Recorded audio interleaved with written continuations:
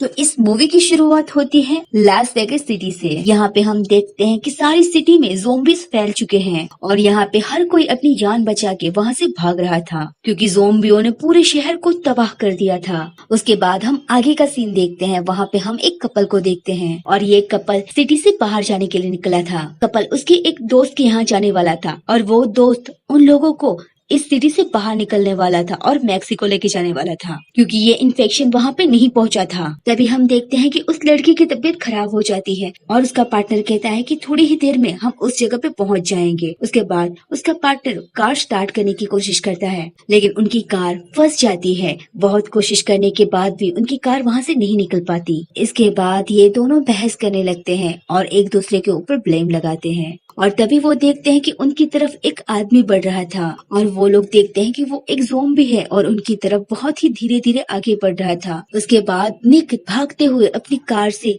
Gun ले आता है और वहाँ पे उसका मोबाइल भी नीचे गिर जाता है। तभी निक ज़ॉम्बी के ऊपर गोलियां चलाता है और उन्हें लगता है कि ज़ॉम्बी अब मर गया है और वो देख के ये दोनों बहुत खुश होते हैं। लेकिन देखते ही देखते वो ज़ॉम्बी वापस उठ खड़ा होता है लेकिन निक का निशाना इतना अच्छा नहीं होता कि उस ज़ॉम्बी के सिर में गोली मार सके। उसके बाद निक सारी गोलियां वेस्ट कर देता है लेकिन वो ज़ॉम्बी उनकी तरफ ही बढ़ रहा था। उसके बाद ये दोनों कार में आके बैठ जाते हैं। मॉली निक को कहती है कि किसी को हेल्प करने के लिए बुलाओ। तभी निक मॉली से कहता है कि उसका मोबाइल नीचे गिर गया है। उसके बाद मॉली उसके ऊपर बहुत गुस्सा करती है और वो लोग देखते हैं कि उनकी खिड़की के बाहर वही ज़ॉम्बी खड़ा था। उसके बाद वो दोनों कार के अंदर ही बैठे रहते हैं और उस ज़ॉम्बी का जाने का इंतजार करते हैं लेकिन सुबह से रात हो जाती है लेकिन ज़ॉम्बी वहां से नहीं जाता और थोड़ी रात होने पर वो लोग देखते हैं कि उसके कार के आसपास वो ज़ॉम्बी नहीं था। उसके बाद वो लोग कार से उतरकर वो मोबाइल लाने का डिसाइड करते हैं और थोड़ी कोशिश के बाद मॉली को वो फोन मिल ही जाता है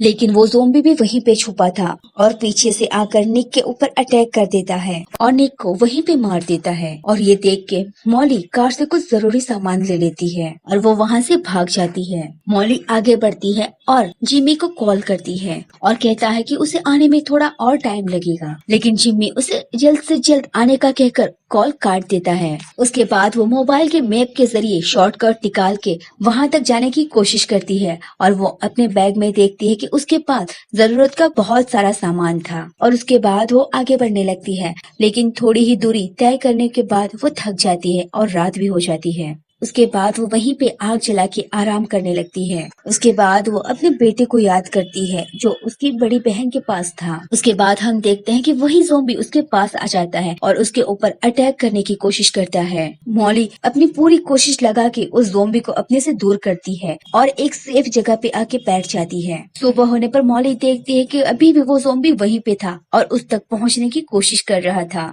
उसके बाद मॉली उस ज़ॉम्बी को एक छोटी सी लकड़ी से भगाने की कोशिश करती है। ज़ॉम्बी तो नहीं भागता लेकिन मॉली उस चट्टान से नीचे गिर जाती है। उसके बाद मॉली अपनी जरूरत का पूरा सामान लेके वहाँ से भागती है लेकिन वो ज़ॉम्बी भी उसी के पीछे चल रहा था और मॉली उस जगह से बहुत दूर निकल आती है। तभी मॉली को वहाँ पे एक पुराना कैबिन नजर आता है। मॉली उस कैबिन के अंदर चली जाती है ताकि उसे कुछ आराम मिले। जैसे ही मॉली आराम से सोने ही वाली थी तभी वो ज़ॉम्बी वहाँ पे आ जाता है। उसके बाद मॉली बाथरूम में जाके छुप जाती है। वो ज़ॉम्बी मॉली को हर तरफ ढूंढता है लेकिन मॉली उसे कहीं पे भी नहीं मिलती। उसके बाद ज़ॉम्बी एक दूसरे रूम में ढूंढने के लिए जाता है। इसके बाद मॉली खिड़की से कूदकर बाहर भाग जाती है। कुछ दूर जाने के बाद वो नोटिस करती है कि वो ज़ॉम्बी अभी भी उसके पीछे आ रहा था। तभी मॉली उस ज़ॉम्बी से डरती नहीं लेकिन उसके ऊपर पत्थर फेंकने लगती है ताकि वो यहाँ से चला जाए। लेकिन वो तो ज़ॉम्बी था, उसे कुछ समझ नहीं आता लेकिन फिर भी वो मॉली का पीछा नहीं छोड़ता। उसके बाद मॉली उसे इग्नोर करके आगे बढ़ने लगती है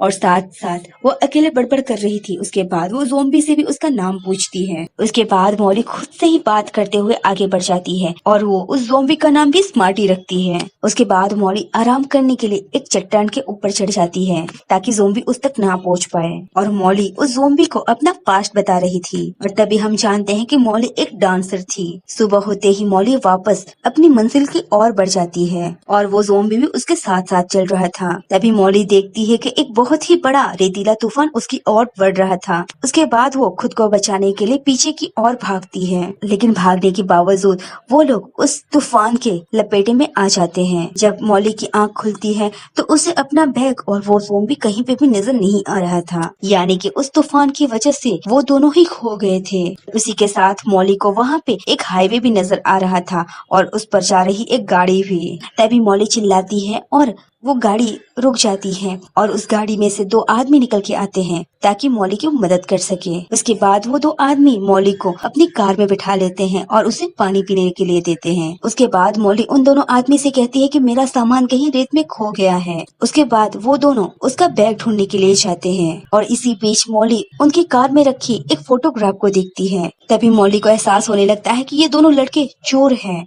और मॉली को यहाँ पे ये पता लगता है कि ये कार भी उन लोगों ने चोरी की थी। इसके बाद वो दो लोग मॉली का बैग भी ढूंढ के लेके आते हैं। तो मॉली ना चाहते हुए भी उन दोनों को मैक्सिको जाने वाली बात बता देता है। उसमें से एक आदमी पीछे से निकलकर मॉली के मुंह पे एक प्लास्टिक से उसे मारने की कोशिश करता है। उसके बाद मॉली खुद को बचाने की कोशिश करती है। तभी हम देखते हैं कि मॉली का वो ज़ॉम्बी दोस्त भी वहाँ पे आ जाता है। उसके बाद वो ज़ॉम्बी एक आदमी को वहीं पे काट लेता है। उसका दूसरा साथी भी उस ज़ॉम्बी को देख के वहाँ से कार लेके भाग जाता है। उसके बाद मॉली को उस ज़ॉम्बी को देख के थोड़ी दया आती है क्योंकि उसने उसकी मदद जो की थी। कार से जो सामान नीचे गिर गया था उसे मॉली इकट्ठा कर लेती है ताकि उसे आगे जाके काम आए। और उसी के साथ मॉली को एक बोट भी मिलती है और उसके अंदर वो सारा सामान डाल के उसे खींचते हुए आगे बढ़ती है और वो ज़ॉम्बी भी उसके पीछे पीछे ही आ रहा था। और थोड़ी ही देर आगे चलने के बाद मॉली खुद को बहुत ही थका हुआ महसूस करती है। उसके बाद मॉली उस ज़ॉम्बी को अपनी ओर बढ़ता हुआ देख कर एक आइडिया सोचती है और उस ज़ॉम्बी के गले के अंदर एक टायर फंसा के उस बोट को खिंचवाती है ताकि वो थके नहीं। उसके बाद हम देखते हैं कि वो सारा सामान वो ज़ॉम्बी खींच रहा था। तभी मॉली उस ज़ॉम्बी को अपना पास्ट शेयर करती है और कहती है कि वो एक बार में काम करती थी और बहुत ही छोटी उम्र में वो माँ बन गई। और वो कहती है कि उसका एक बेटा भी है और वो उसकी बड़ी बहन के पास रहता है। क्योंकि मॉली की एज बहुत छोटी थी और वो बहुत बिगड़ेल लड़की थी, इसीलिए उसकी बेटी की कस्टडी उसकी बड़ी बहन को दे दी गई थी। और साथ कहती है कि वो उसके बेटे को बहुत ज्यादा भी मिस करती है। अब उसकी इच्छा ये थी कि उसका बेटा भी उसी के साथ रहे। इसके बाद मॉली नोटिस करती है कि वो ज़ॉम्बी एक पालतू ज़ॉम्बी की तरह बर्ताव कर रहा था और मॉली डिसाइड करती है कि अगर वो ऐसे ही रहा तो उसको अपने साथ रखेगी। उसके बाद ज़ॉम्बी भी मॉली की सारी बातें मानता था, वो जैसा कहती थी वो वैसा ही करता था। उसके बाद ये दोनों चलते चलते हाईवे तक पहुंच जाते हैं और यहाँ पे इन लोगों को मिलिट्री की गाड़ी आते हुए दिखती है और ये देखते ही मॉली ज़ॉम्बी को वहीं पे छुपा देती है और अकेले ही बाहर आ जाती है क्योंकि गवर्नमेंट ने ज़ॉम्बी को देखते ही शूट करने का आदेश दिया था। और मॉली उन सोल्जर्स के पास जाती है और कहती है कि मैं नजदीक में ही एयरपोर्ट तक जा रही हूँ जहाँ पे मॉली के दोस्त इंतजार कर रहे थे।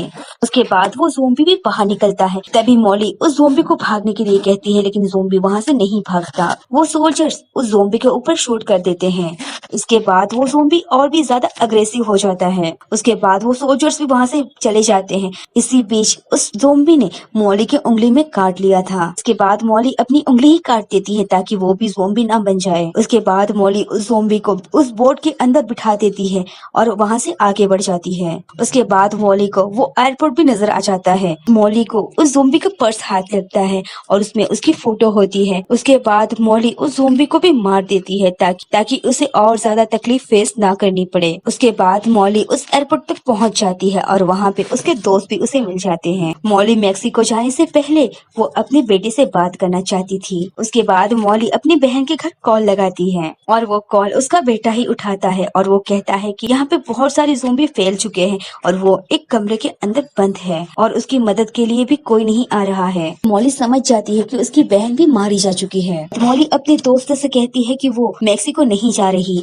क्योंकि वो उसके बेटे को बचाने के लिए यहीं पे रहेगी। मॉली के सारे दोस्त मैक्सिको निकल जाते हैं और मॉली भी वहाँ से वापस लौटने लगती है अपनी सिटी की ओर। मॉली की नजर एक कार पे पड़ती है लेकिन उस कार के अंदर उसकी चाबी नहीं थी। उस चाबी तक पहुँचने के लिए मॉली को बहुत सारे ज़ॉम्बी को क्रॉस करके जाना था और मॉली उन सारे ज़ॉम्बियों को मार के आगे बढ़ जाती है और वो चाबी लेके आ जाती है। उसके बाद मॉली उस कार को लेके अपनी बहन के घर तक पहुँच जाती है। मॉली को पता चलता है कि उसकी बहन और उसका हस्बैंड भी ज़ोंबी के अटैक से मारे जा चुके हैं। तभी हम देखते हैं कि मॉली का बेटा एक टेंट के अंदर छुपा था। तभी मॉली देखती है कि उसके घर के आसपास बहुत सारे ज़ोंबी आ चुके हैं, लेकिन मॉली बहुत ही बहादुरी से उसके बेटे को लेकर वहाँ से निकल जाती है। यहाँ इनका सामना बहुत सारे ज़ोंबी से होता है, लेकिन मॉली भी इन सारे ज़ोंबियों को मारते हुए आगे बढ़ती है और उसकी बेटे और उसकी जान बचा लेती है। और यहाँ पे हमारी मूवी भी एंड हो जाती है।